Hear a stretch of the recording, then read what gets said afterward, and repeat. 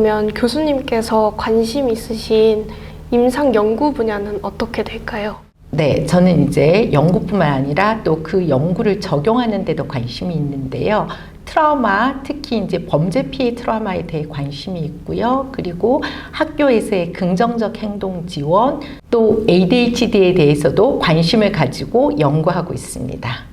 트라우마라면 외상 후 스트레스 장애와 관련된 외상 경험을 말씀하시는 건가요? 네, 트라우마는 단기적, 장기적으로 영향을 주게 되는데 그로 인해서 일상생활에 또 영향을 받게 됩니다.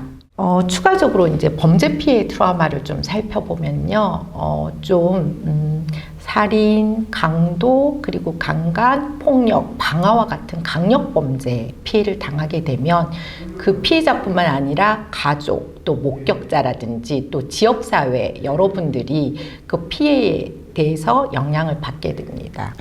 그래서 일반적으로는 범죄 피해 이제 트라우마에 좀 처음에는 그걸로부터 좀 힘들어 하다가 서서히 회복해 나가기도 되고, 그럼 일상생활을 영위하는 것도 가능한데요.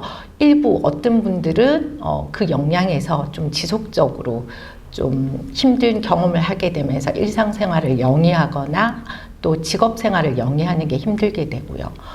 또 어떤 분들은 회복되었다가 또 어떤 촉발 사건, 트리거가 생기면 또다시 그 영향에서 벗어나지 못해서 또 힘든 경험을 하기도 됩니다. 하지만 또 반드시 다 그렇게 문제만 있는 것은 아니고요. 트라우마 이후에 잘 회복하고 극복하게 돼서 오히려 그 이전보다 더 나은 어떤 생활을 하게 되는 외상 후 성장 경험을 또 저희가 목격하기도 하고 그것을 또 실제로 연구하기도 합니다.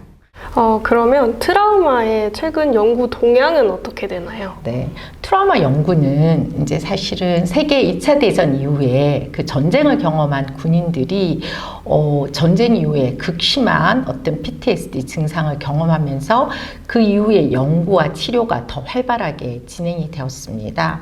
우리나라도 안타깝지만 10년이 된 세월호 사건이라든지 이태원 참사라든지 이런 많은 트라우마를 통해서 그에 관련되는 연구나 또 치료가 더 발전된 부분도 있는데요.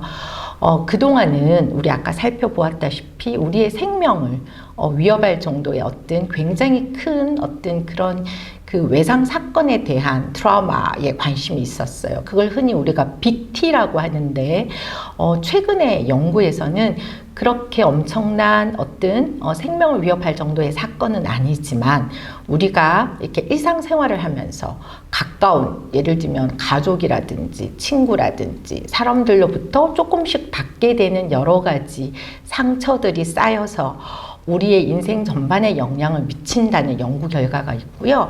그걸 스몰 t라는 개념으로 또 이야기를 하고 있습니다. 근데 여기서 한 가지 중요한 것은 스몰 t라고 해서 그 영향이 결코 스몰 같이 너무 작은 건 아니고 어떤 사람은 그런 것들이 쭉 누적되어서 자신의 일상생활을 하는데 또 본인이 또 건강한 성장을 하는데 매우 방해가 되는 힘든 요소로 작용을 하기도 합니다. 빅T뿐만 아니라 스몰T도 개인의 삶에 굉장히 큰 영향을 미칠 수 있다는 게 새로운 부분이었던 것 같습니다. 그럼 교수님, 트라우마의 영향을 최소화하려면 어떤 게 필요할까요? 네, 우선 우리 같은 학교 또 소속된 집단, 지역사회에서 트라우마의 원인과 증상에 대한 정확한 교육을 하는 것이 필요하고요. 또 무엇보다도 안정되고 안전한 환경을 제공하는 것이 필요합니다.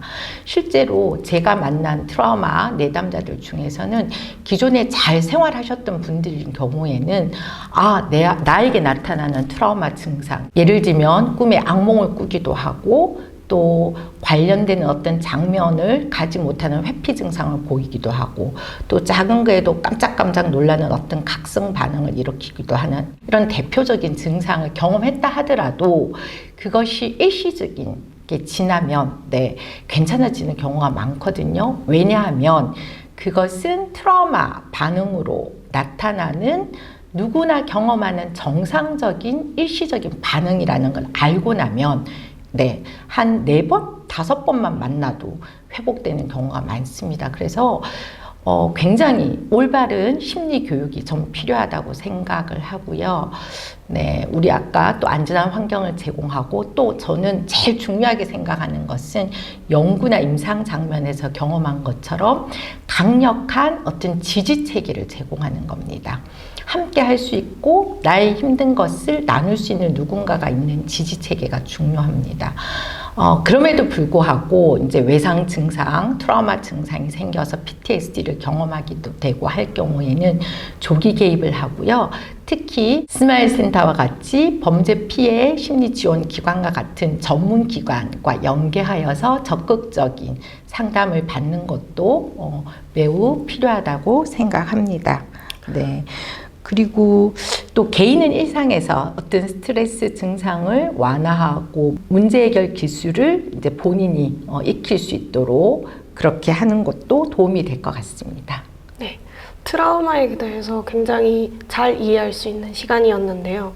앞서서 트라우마뿐만이 아니라 긍정적 행동 지원에 대해서도 말씀해 주셨어요. 정확히 어떤 개념인가요? 그것은 제가 이제 학교 장면에서 관심을 갖고 하는 연구 분야인데요.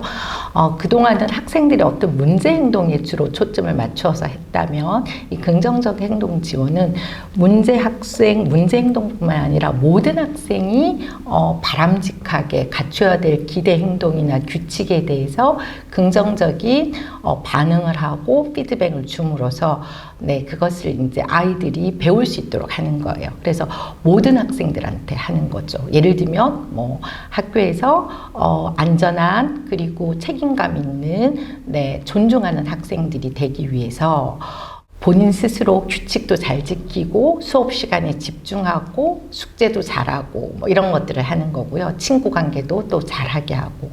그런데 그럼에도 불구하고 문제가 또 해결되지 않고 문제를 보이는 학생들이 한 10%에서 15% 돼요. 그 학생들을 위한 아까 1차 지원의 보편적 지원하고 다르게 2차 지원을 하는 거예요. 그래서 선택적인 집중적인 지원을 하고 그래서 예를 들면 뭐 필요한 어떤 집단 상담을 하거나 아니면 교사가 그 학생한테 관심을 가지고 어떤 학생의 행동에 대해서 체크인, 체크아웃을 통해서 네, 또 장려해주고 바람직한 행동을 하도록 그럼에도 또 해결이 되지 않는 학생들을 위해서는 개별화 지원을 해요. 한 5% 정도 되는 학생들, 그 학생들은 이제 전문가들과 이 학생을 아는 사람들이 함께 팀을 이뤄서 하게 돼요. 그러면 어떻게 보면 꼭 문제 행동뿐만 아니라 학생들이 학교에서 평소에 바람직한 행동을 할 수 있게 되기 때문에 연구 결과에 의하면 학교 폭력도 줄어들고 학업도 네, 학업 성취도 늘어나고 그리고 사회 기술도 증진되는 그런 결과를 가지고 있어서 네, 제가 또 관심 가지고 연구하고 있습니다. 네, 교수님, 그럼 마지막으로 ADHD에 대해서도 조금 해주실 말씀 있으실까요? 네, 간략하게 말하자면 제가 이제 박사학위 논문을 병원에서 ADHD에 대해서 썼는데요. ADHD 아이들이 가지는 문제점이 많죠. 그런데 그거 못지않게 또 그 아이들이 갖고 있는 잠재력도 있거든요. 또 그리고 그 문제점이 다른 부분에서 장점이 되기도 하고 해서 그 부분 제가 강조하고 싶고요. 또 정확한 진단을 통한 치료를 하는 게 필요하고 또 이 아이들을 어떻게 교육해야 하는지 하는 네, 부모 교육도 매우 중요하다고 생각합니다. 감사합니다. 오늘 임상심리학, 그리고 트라우마, 긍정적 행동 지원, 마지막으로 ADHD에 대해서도 배울 수 있어서 굉장히 유익한 시간이었습니다. 마지막으로 학과 학생들을 위해서 전공 공부를 할 때나 취업을 위해서 준비해야 할 것 또는 조언 부탁드리겠습니다. 네. 우리는 누구나 살면서 힘든 경험을 할 수 있습니다. 그것이 나에게 있어서 굉장히 심리적인 어려움을 가져올 수도 있지만 또 그 문제에 대해서 잘 이해하고 또 잘 접근한다면 더 극복된, 네. 그래서 이제 외상 같은 경우는 외상 후 성장을 이룩할 수도 있고요. 또 나의 문제뿐만 아니라 내가 갖고 있는 나의 잠재력, 또 나의 장점을 활용한다면 또 그 부분이 더 나은 나를 또 발견할 수 있는 기회가 될 것입니다. 저희는 또 크리스찬으로서 하나님께서 주신 저희의 소명을 좀 깨달을 수 있으면 좋겠습니다. 그래서 심리 평가를 통한 자기 이해를 하고요. 또 나의 잠재력을 알고 또 그것을 활용하기 위해서 다양한 실습이나 또 임상 현장에서의 인턴 경험을 꼭 권유하고 싶습니다. 또 무엇보다 또 나 스스로에 대해서 또 내가 더 잘 활용하기 위해서는 자격증 취득도 권유하고 싶습니다. 이를 통해서 한국침례신학대학교 상담심리학과의 모토인 세상을 치유하는 하나님의 사람들이라는 비전을 잘 실천할 수 있기를 바랍니다. 감사합니다. 감사합니다.